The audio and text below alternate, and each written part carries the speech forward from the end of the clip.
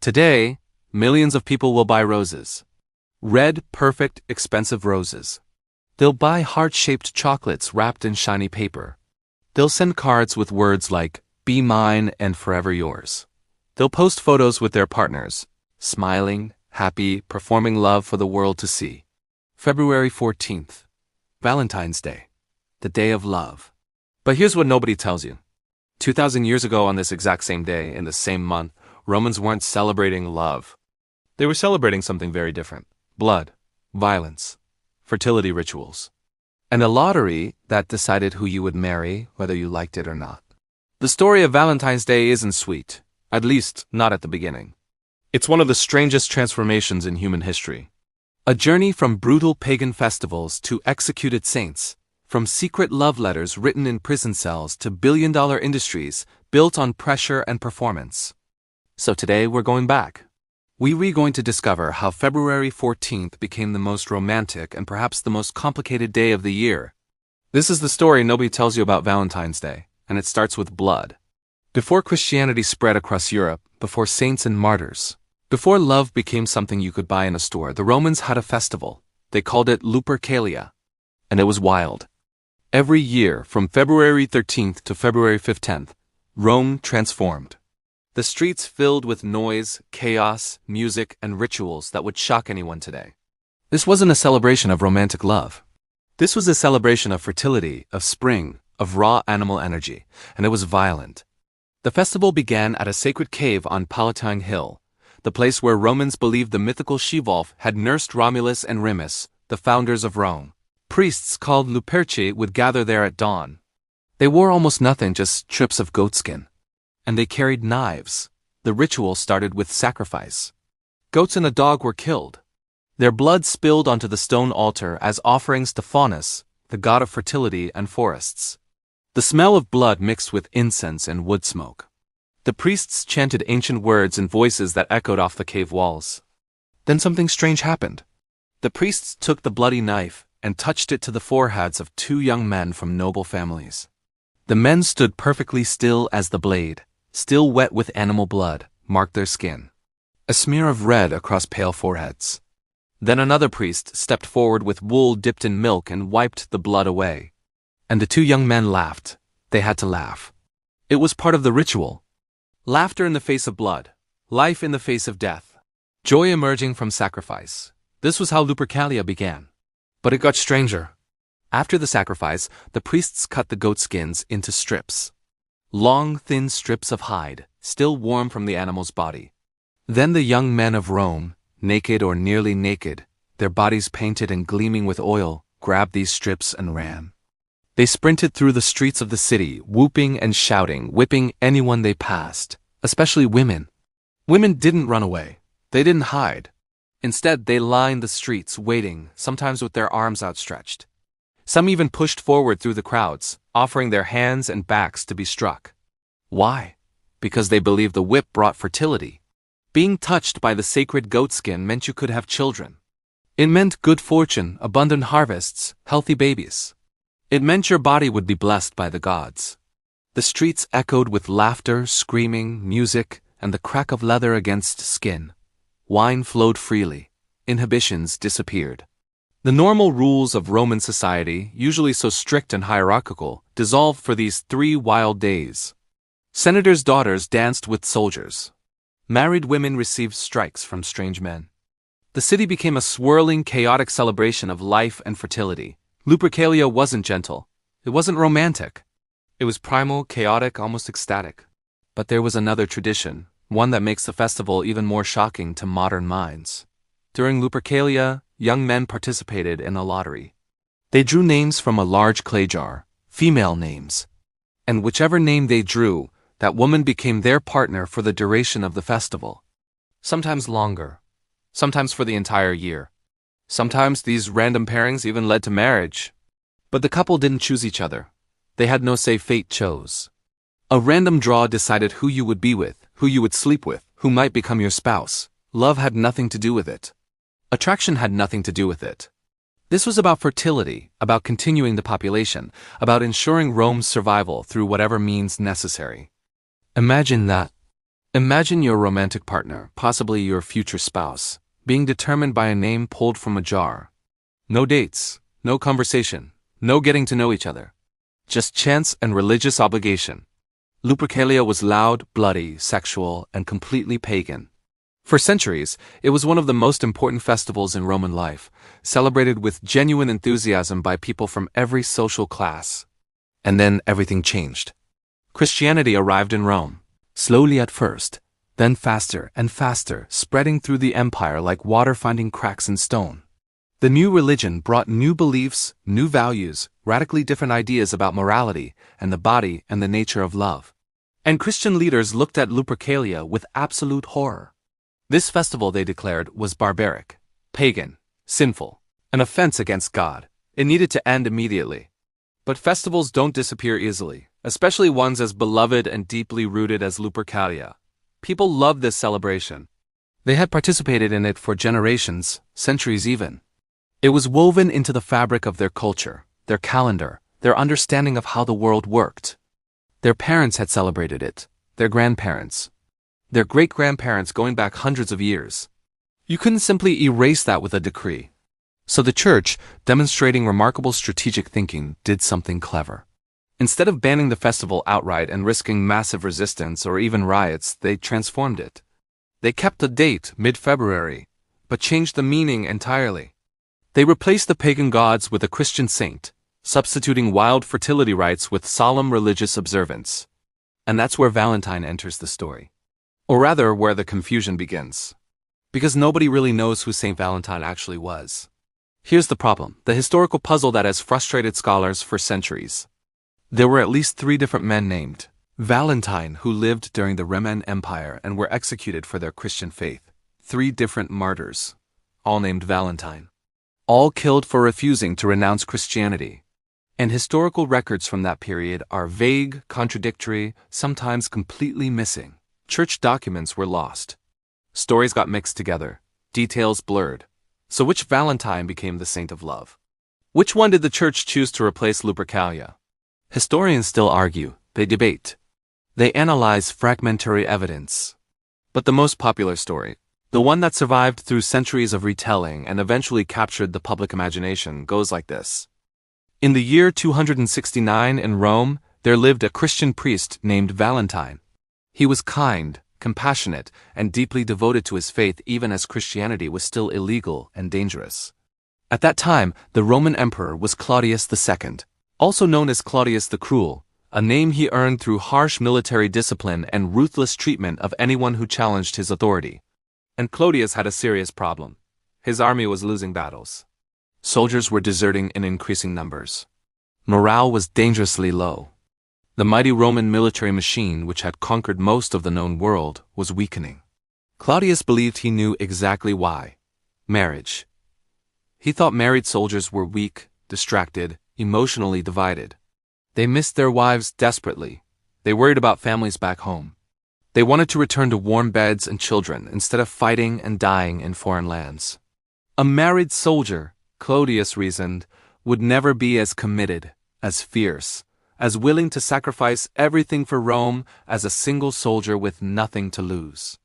So Claudius made a shocking, unprecedented decision. He banned marriage for young men of military age. If you were old enough to fight, you couldn't marry. Love would have to wait. Romance would have to be postponed. Duty to Rome came first, always. But Valentine disagreed profoundly. He believed love was sacred, a gift from God that no emperor, no matter how powerful, had the right to forbid.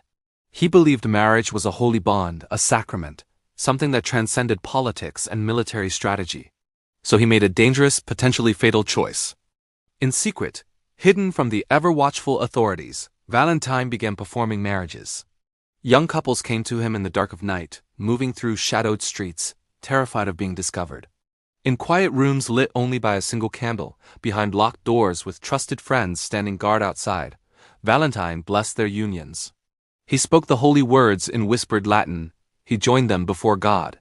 He gave them what the empire had cruelly taken away. For months, perhaps even years, he succeeded. Dozens of couples, maybe hundreds, were married in secret by this brave priest. But secrets don't stay secret forever. Someone betrayed him, Perhaps a rejected suitor seeking revenge. Perhaps a Roman official who stumbled upon evidence. Perhaps someone tortured into confession. We don't know. But Valentine was arrested, dragged from his church by soldiers, and brought before Emperor Claudius himself. The emperor was curious. Here was a priest who had openly defied imperial law, who had risked his life repeatedly for something as simple, as ordinary as marriage. Claudius, despite his cruelty, was intrigued. He offered Valentine a deal, an escape, a chance at life. Renounce your faith. Stop these illegal ceremonies. Worship the Roman gods, the traditional gods of the empire. Bow before Jupiter and Mars, and you'll be spared. You can live. Valentine refused, firmly, quietly, without hesitation. His faith, he told the emperor, was stronger than his fear of death. His belief in love, in the sanctity of marriage, in the right of people to choose their partners, was stronger than any threat. He would not betray his God. He would not betray the couples he had married. He would not betray himself. Claudius, angry at being defied, but perhaps also grudgingly impressed by such conviction, ordered Valentine's execution. The priest was thrown into prison, locked in a cold stone cell deep beneath the city, waiting in darkness for the day he would die. But even in prison, even facing death, something unexpected and beautiful happened. The jailer, a man named Asterius, had a daughter. Some versions of the story say she was blind, living in permanent darkness, unable to see her father's face or the world around her. Others say she was simply kind, possessed of unusual compassion, bringing food and water to prisoners others had forgotten. She began visiting Valentine's cell. They talked through the iron bars. At first, brief conversations, then longer discussions. About faith, about life, about love. And slowly something grew between them. Not quite romantic love, not quite simple friendship. Something deeper, something quietly profound. A connection between two souls who found each other in the darkest place. On the night before his execution, knowing he would die at dawn, Valentine wrote her a letter.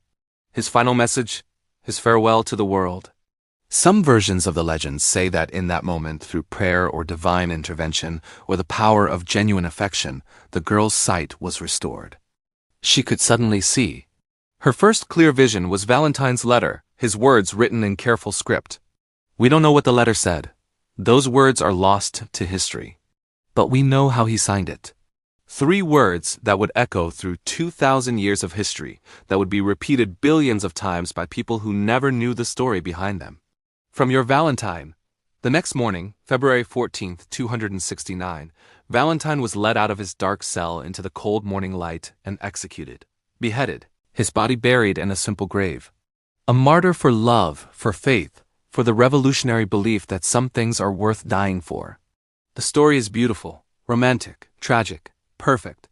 But here's the uncomfortable truth that historians must acknowledge. We don't know if any of it actually happened. There's no solid contemporary evidence that Valentine performed secret weddings.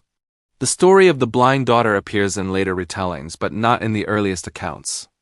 Some scholars think the entire narrative was invented, or at least heavily embellished, centuries after Valentine's death to create a more compelling saint's story. The truth is buried under layers of legend, myth, religious storytelling, and wishful thinking. But whether the details are historically accurate or not, whether Valentine really wrote that letter or married those couples or healed that girl, the story survived. It spread. It captured imaginations. And it gave Christianity exactly what it needed at exactly the right moment. A saint to replace a pagan festival. A martyr to sanctify the middle of February. A narrative of love and sacrifice to replace the chaos and violence of Lupercalia. By the 5th century, Pope Gelasius officially declared February 14th as Saint Valentine's Day, a feast day honoring the martyred priest. Lupercalia, with its blood and chaos and naked priests and random lotteries, was officially ended, banned, pushed into the realm of forbidden's pagan past. But the date remained. The timing in mid-February, that brief moment when winter begins to break and spring whispers its first promises, stayed the same. And slowly, gradually, over centuries, the meaning shifted. From fertility rituals to martyrdom. From random lotteries to something that would eventually be called romantic love. But that transformation took a long, long time. For centuries after Saint Valentine's death, February 14th wasn't particularly romantic at all. It was simply a religious feast day, a time to honor a martyr, one among many in the Catholic calendar. People went to church. They prayed. They heard sermons about faith and sacrifice. They remembered the saints who had died for their beliefs. But they didn't send love letters. They didn't exchange gifts. They didn't think of it as a day for couples. That part of the story came much later. The transformation began in the Middle Ages, in the courts of medieval Europe, where a new and rather strange idea was taking shape. An idea called courtly love. In the grand castles and manor houses of France and England, among the nobility and aristocracy, knights and noble ladies developed an elaborate, highly ritualized culture around love. But this wasn't the love we think of today. Courtly love was often impossible love, deliberately impossible.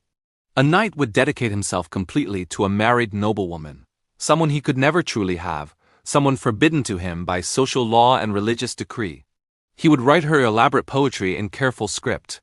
He would perform brave deeds in her honor, fighting in tournaments wearing her colors.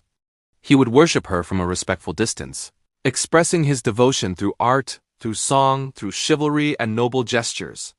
It was passionate but carefully restrained, intensely emotional but deliberately unconsummated.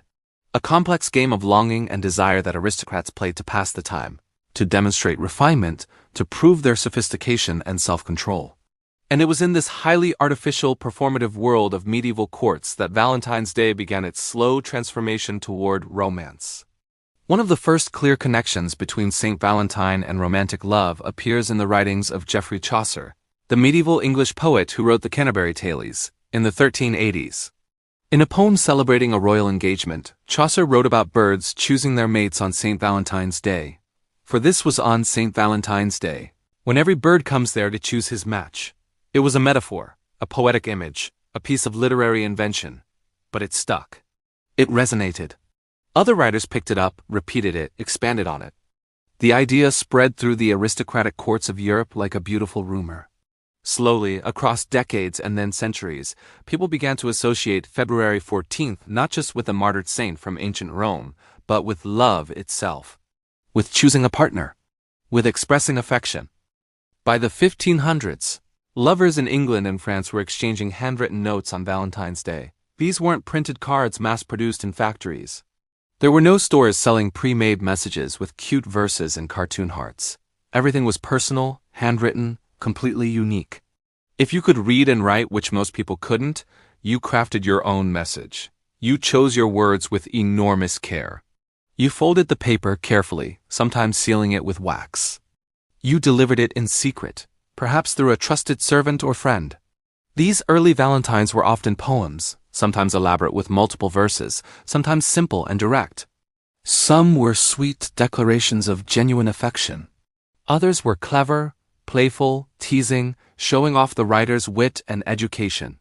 And because they were rare, because they required literacy and effort and courage to send, they meant something profound. They were genuine expressions, not obligations or performances. But Valentine's Day was still relatively small, still limited mostly to the literate upper classes of Europe. The explosion, the transformation into the massive global cultural phenomenon we know today, that came in the 19th century during the Victorian era. And it started with one determined woman in America. Her name was Esther Howland, and she would change Valentine's Day forever. In 1847, Esther was a young woman, educated and creative, living in Worcester, Massachusetts with her family. Her father owned a successful stationery and book business. One day, Esther received a Valentine card from England, sent by a business associate of her father's. It was beautiful, elaborate, decorated with intricate paper lace, colorful lithographed images, silk ribbons, and embossed designs. Nothing like it existed in America. Esther was fascinated, captivated by the artistry and romantic possibility. She thought, why doesn't America have cards like this? Why can't I make them here? Why shouldn't American lovers have access to these beautiful expressions? So she decided to try. She bought materials from her father's suppliers. Expensive lace paper imported from England, colorful illustrations, silk ribbons, small decorative elements. She designed cards at a table in her family's home, assembling them carefully by hand, experimenting with different layouts and combinations. She showed her early attempts to friends and family. They loved them. Encouraged, Esther created samples and convinced her father to let her take them on his next business trip. She got orders, many orders, more than she expected. More than she could possibly fulfill alone. So Esther did something revolutionary for the time. She organized an assembly line in her home, employing local women, teaching them specialized tasks. One woman would cut the lace, another would attach ribbons, another would glue decorative elements, another would write verses. Working together, they could produce dozens of cards a day, then hundreds. Esther advertised in newspapers. She built relationships with stationers across the country. And people bought her cards. Lots of people. Within a year, her business was making $5,000, an enormous sum in the mid-19th century, equivalent to well over $100,000 today. Within a few years, she was selling over 100,000 cards annually. Esther Howland became known as the mother of the American Valentine. She proved Valentine's Day could be profitable. And where profit appeared, an industry followed. By the late 1800s, Valentine cards were everywhere in America and England. Factories mass-produced them. Printing technology improved, making cards more affordable and accessible. The postal system strained under the weight of millions of cards being sent every February, requiring extra workers and extended hours. And the messages on these cards weren't all sweet. There was a dark, strange, fascinatingly cruel subset of Valentine cards called Vinegar Valentines or Penny Dreadfuls. These were mean, insulting, deliberately mocking cards sent anonymously to people you didn't like. Rejected suitors sent them to women who had turned them down. Rivals sent them to enemies.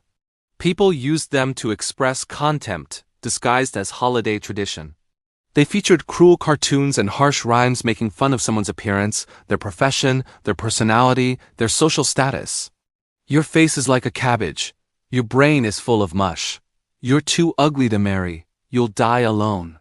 Nobody could love someone as boring as you. The cards were sometimes funny in a mean way, sometimes just purely vicious. And people sent them by the thousands, perhaps tens of thousands. Shop owners stocked them alongside the romantic cards. Valentine's Day wasn't just about love and devotion. It was also about rejection, cruelty, social humiliation, and spite. The perfect holiday duality, sweet and sour, love and hate, light and shadow, roses and thorns. As the 20th century arrived, Valentine's Day continued to grow and evolve. But it was no longer just about cards and handwritten verses. Chocolate companies saw an opportunity, a perfect alignment of product and emotion. In 1868, Richard Cadbury in England created the first heart-shaped box of chocolates, specifically designed and marketed for Valentine's Day. It was brilliant, transformative marketing. The box itself became a symbol, a keepsake.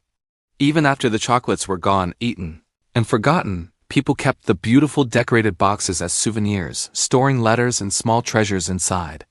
Other companies immediately followed. In America, Hershey's and Russell Stover built entire business models around Valentine's Day. Chocolate and romance became inseparable in the public mind, linked through decades of advertising and cultural repetition. Then came the flowers. Roses, especially deep red roses, were marketed as the ultimate symbol of passionate, romantic love. The Victorian language of flowers, which assigned specific meanings to different blooms, declared red roses meant true love. Florists doubled and tripled their prices every February, creating artificial scarcity. And people paid without questioning because by this point, Valentine's Day had become something more than a celebration. It had become an expectation, a social obligation, a test, a performance you were required to give, with your relationship publicly judged based on your performance. If you had a partner, you were expected to buy gifts, make reservations, plan something special. If you didn't, people asked uncomfortable questions. Are you not in love? Is something wrong with your relationship? Why isn't your partner treating you right? The holiday created pressure. Intense social pressure. Economic pressure that hit hardest those who could least afford it. Emotional pressure to prove, to demonstrate, to perform love publicly. And it only intensified as the decades passed, as media and advertising became more sophisticated and pervasive. By the mid-20th century, the diamond industry joined in with devastating effectiveness. Campaigns like "A Diamond is Forever," created by the De Beers Company, convinced generations that an engagement ring, specifically a diamond ring, was absolutely essential to proving your love and commitment. Suddenly, proposing on Valentine's Day became a tradition, an expectation. Restaurants filled completely with couples, requiring reservations months in advance. Jewelry stores had their biggest sales of the year, hotels booked up instantly. And if you were single, February 14th became one of the loneliest, most isolating days of the entire year. The world seemed specifically designed to remind you of what you didn't have. The couples holding hands walking down every street.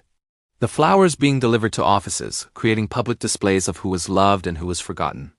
The social media posts showing perfect romantic moments, carefully staged and filtered. Valentine's Day stopped being just a celebration of love between people who already had it. It became a mirror, reflecting back your relationship status, your worthiness, your success or failure at one of life's most fundamental human experiences: connection, belonging, being chosen by someone else. Today, Valentine's Day is a $27 billion industry in the United States alone.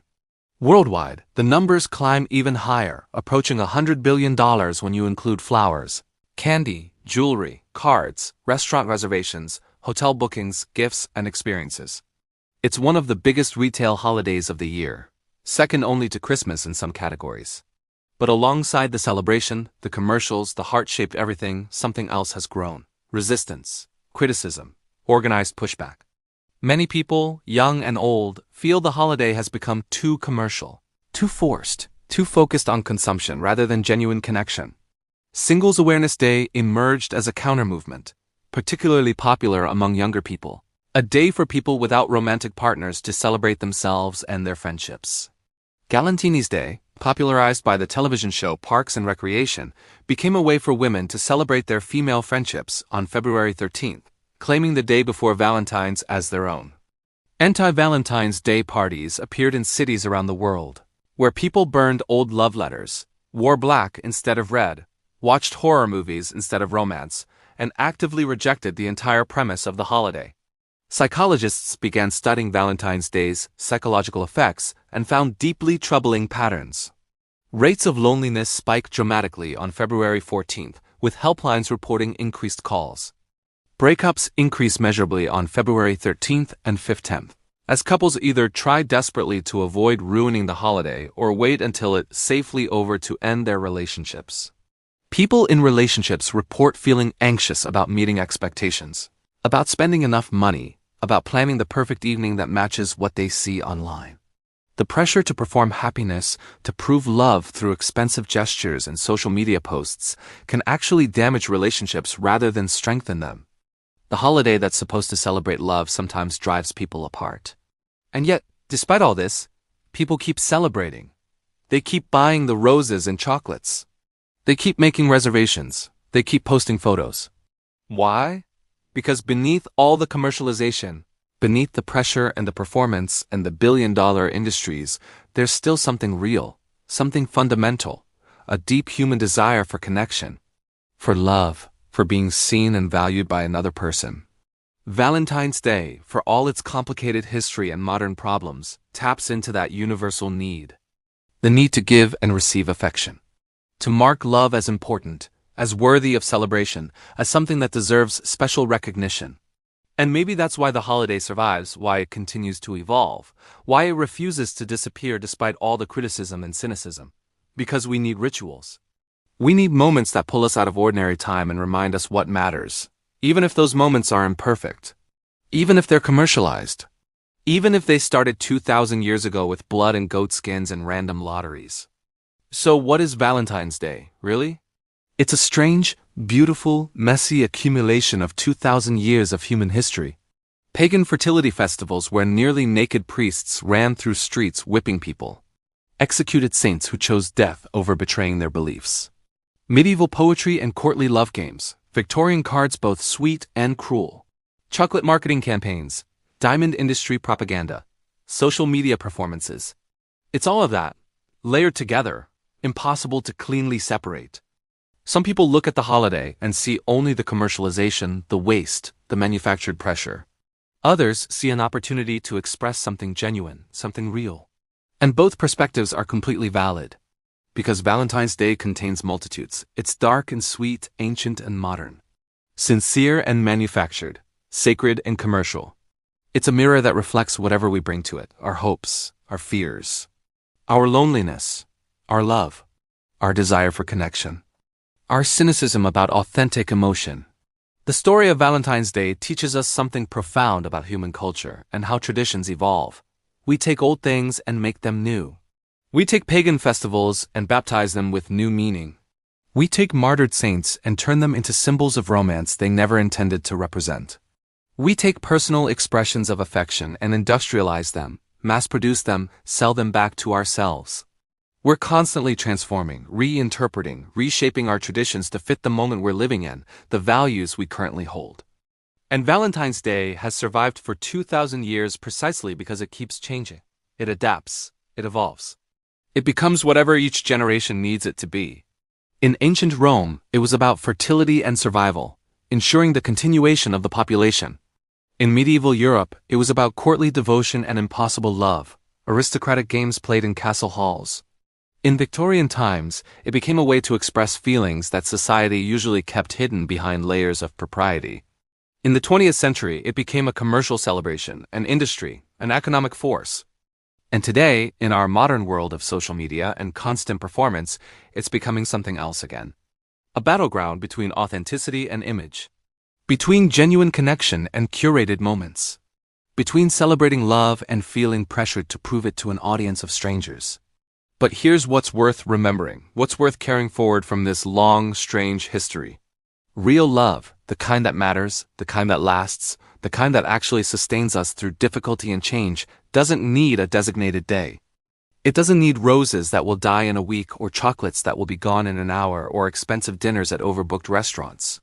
It doesn't need to be performed for an audience or posted online for validation from people you barely know. Real love is quieter than that, less showy, more consistent. It's everyday. It's showing up when it's not convenient. It's listening when you're tired. It's being present when you'd rather be distracted. It's the small, unremarkable moments that never make it onto greeting cards or Instagram posts. Washing dishes together after a long day. Laughing at inside jokes nobody else would understand. Sitting in comfortable silence, reading separate books but sharing space. Choosing each other again and again, not because a calendar tells you to or society expects it, but because you genuinely want to. Because you consciously choose to. Because that person makes your life better, richer, more meaningful. Valentine's Day can be a beautiful reminder of that kind of love. Or it can be a distraction from it. A substitute, a performance that replaces genuine intimacy. The choice, as always, is yours. The holiday is a tool, nothing more. You decide how to use it, what meaning to give it, whether it serves your relationships or damages them. So this February 14th, whether you're celebrating enthusiastically or ignoring the holiday entirely, whether you're in a relationship or beautifully single, whether you're buying chocolates or boycotting the whole commercial enterprise, remember the history. Remember that this day has always been complicated. That it started with blood and chaos and violence and evolved through centuries into something we're still trying to figure out. That every tradition, no matter how old or how commercial, is just humans trying to make sense of love, trying to name it, honor it, share it, control it, profit from it. And sometimes getting it completely wrong, sometimes getting it surprisingly right. But always, always trying, because that's what we do as humans. We create rituals. We tell stories. We turn saints into symbols and symbols into industries and industries into something that, if we're lucky and intentional, might still contain a spark of the original meaning. Connection. Affection. The simple, profound act of saying to another person, in whatever way feels true, you matter to me. Your existence makes my existence better. From the bloody streets of ancient Rome where priests whipped crowds into ecstatic frenzy to the dark prison cell where a condemned priest wrote his final letter to a young woman who brought him comfort, to your hand holding a card or a phone or a bouquet or nothing at all, that thread connects us across centuries. The desire to love and be loved. The courage to express it. The vulnerability to say it out loud. The hope that someone will say it back.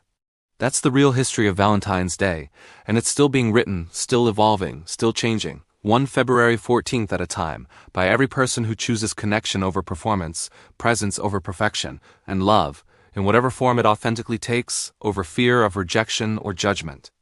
The story isn't finished. You're part of it now. What will you add?